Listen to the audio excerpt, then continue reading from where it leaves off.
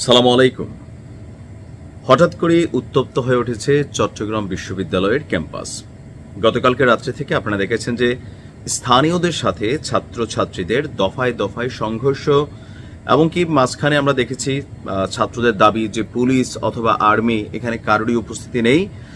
তো এরপর আমরা দেখেছি প্রশাসনের পক্ষ থেকে আপনার সকল ধরনের ব্যবস্থা গ্রহণ করা হয়েছে। আমি যখন নিউজটি করছি, বেশ কয়েক ধাপে স্থানীয়দের সাথে ছাত্রদের সংঘর্ষের ঘটনা ঘটেছে, এমনকি স্থানীয় জনগণ এক হয়ে এই ছাত্রদের বিরুদ্ধে সেখানে একটা প্রতিরোধ গড়ে তুলেছে। আসলে ঘটনার প্রেক্ষাপটটা কি, কেন এই ঘটনার সূত্রপাত হলো, এটার পেছনে কোনো পলিটিক্যাল ইস্যু নাকি আসলে অন্য কোনো ইস্যু? আসলে এই ঘটনাটার সাথে আপনার এখন যে ঘটনাটার প্রাথমিক সূত্রপাত, এটা নন পলিটিক্যাল একটা ইস্যু থেকে কানেক্টেড। আসুন দেখি কি সেই ঘটনা। শাহাবুদ্দিন ভবন নামের একটা বাসা হচ্ছে আপনার ক্যাম্পাসের 2 নম্বর গেটের পাশে মাছবাজার এলাকায়। এখানকার একটি দোকানের মালিক হচ্ছেন সাইদ আব্দুল্লাহ। ওনার বয়স হচ্ছে 55 বছর। তো উনি এই ঘটনাটার শুরুয়াতের প্রধান প্রত্যক্ষদর্শী।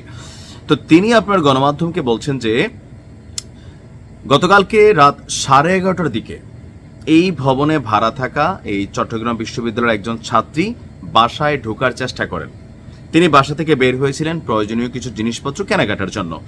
তো বাসায় যখন তিনি ফিরতে গিয়েছেন, তো দারোয়ান গেট খুলতে নারাজ। তো এক পর্যায়ে এই ছাত্রী আপনার একটু চেঁচামেচি চিৎকার করে। তখন ভেতরে থাকা, এই ভবনের ভেতরে থাকা তার যারা সহপাঠীরা আছে তারা নিচে নেমে আসেন। ইভেন ঘটনার সময় পাশের একটি দোকানেও বিশ্ববিদ্যালয়ের কয়েকজন ছাত্র বসেছিল। তো বাসার দারোয়ান ছাত্রীকে ঢুকতে দিচ্ছে না, এই নিয়ে যখন চেঁচামেচি চিৎকার। তো এক পর্যায়ে ছাত্রী আপনার যখন দেখে যে তার আশেপাশে ছাত্ররা জমছে বা ছাত্রী জমছে, তখন সে আপনার কি বলা হয় যে দারোয়ানকে একটা ধাক্কা দেয়। তো দারোয়ান ধাক্কা খাওয়ার পরে সেইখান থেকে যখন বাকি আরো ছাত্রছাত্রীরা জমাবেত হয়েছে, তখন সেইখান থেকে আপনার পালানোর চেষ্টা করে।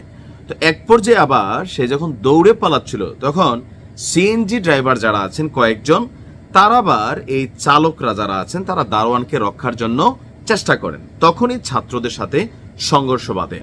এরপর দারোয়ান এবং অটো চালকরা, তারাও স্থানীয় এলাকার বাসিন্দা, তাদের সাথে সূত্রপাতটা এইখান থেকে হয়েছে। আর এরপরে আমরা দেখেছি যে মাইকিং করে জনগণ কিভাবে একত্রিত হয়েছে, স্থানীয় যারা আছে ছাত্ররা কিভাবে একত্রিত হয়েছে, দফায় দফায় সংঘর্ষ।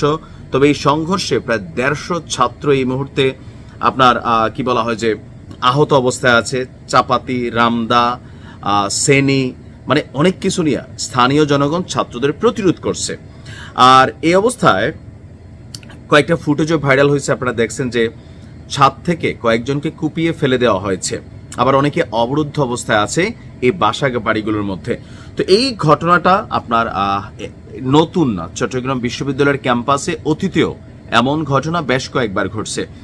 রাইট নাও শিক্ষার্থী এবং স্থানীয়দের মধ্যে কয়েক দফা সংঘর্ষের পর চট্টগ্রাম বিশ্ববিদ্যালয় এলাকায় 144 ধারা জারি করা হয়েছে। প্রশাসনের পক্ষ থেকে যৌথ বাহিনী মোতায়েন করা আছে।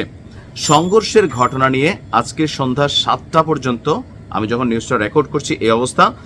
আর গতকালকে মধ্যরাত থেকে ভোর পর্যন্ত এবং দ্বিতীয় দফা আজকে দুপুরে সংঘর্ষ শুরু হয় এবং 1 থেকে 1.5 ঘন্টা এটা কন্টিনিউ হয়েছে। এখন এই অবস্থায় আসলে করণীয় কি?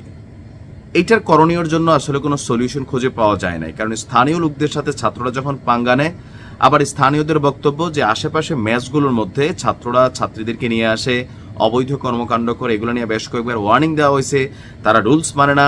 আর 5ই আগস্টের পর ছাত্ররা নিজেদেরকে বাংলাদেশের প্রধানমন্ত্রী ভাবে, জবাবদিহিতা মনে করে না, কিছু বললেই মবের ভয় দেখায়, হুমকি দেখায়। তো এগুলাতে জনগণ দীর্ঘদিন যাবৎ তাদের প্রতি ফেড আপ ছিল, আর এই সূত্র থেকেই এটা এখন ব্লাস্ট হয়েছে। মানে আমরা মনে করি এগুলা স্থানীয় যারা গার্জিয়ান আছেন, বাসাবাড়ির মালিকরা আছেন, প্রশাসন আছেন, ভার্সিটির ডিপার্টমেন্টের যারা কানেক্টেড আছেন, সবাইকে একসাথে বসে বিষয়টা সর্ট আউট করা দরকার। কারণ ছাত্রছাত্রীদের উপরে স্থানীয়রা নির্ভরশীল, আবার স্থানীয়দের উপরেও ছাত্রছাত্রীরা নির্ভরশীল। আমরা চাই একটা সুস্থ পরিবেশ যেখানে শিক্ষা বিকশিত হবে। তবে এই ঘটনার মাঝখানে অনেক কিছু এখানে কানেক্টেড হয়ে গেছে, পলিটিক্স ঢুকে গেছে। কেউ কেউ বলছেন যে ছাত্রলীগ হেলমেট পরে কোপাইছে, আবার কেউ কেউ বলছেন যে না, এখানে ওই যে সরকারপন্থী মবের একটা ট্রাই করা হয়েছে। মানে এখন নানান ধরনের পারসেপশন আছে। ভালো থাকুন।